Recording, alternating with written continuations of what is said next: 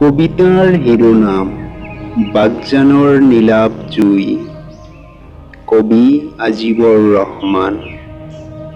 সৌ ঘৰখন যে দেখিছা, সেউজীয়া ৰং কৰা আছাম টাইপৰ ঘৰ।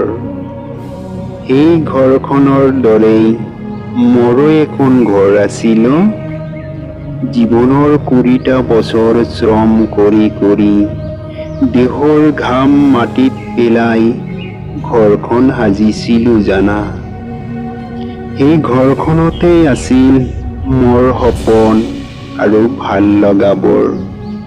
পিছে মোৰ সমস্ত সপোনবোৰ বিধাতাই ভাঙি চুৰমাৰ কৰি দিলেও বাগজানৰ সেই নীলাভ জুইকুৰাই পলকতে পুৰি ছাই কৰি দিলে মোৰ সেই আপোন ঘৰখন।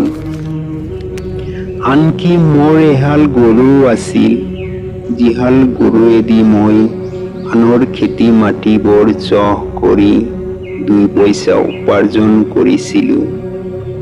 সেই গৰুহালো বাগজানৰ জুইত জ্বলি জ্বলি ছাই হৈ গৈছে।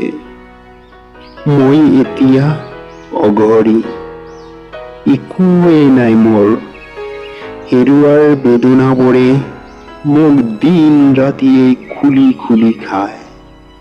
পৃথিৱীৰ বুকুত মই এতিয়া বহুত অসহায়।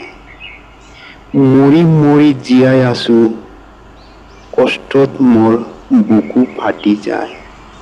অসহায়, মই বহুত অসহায়।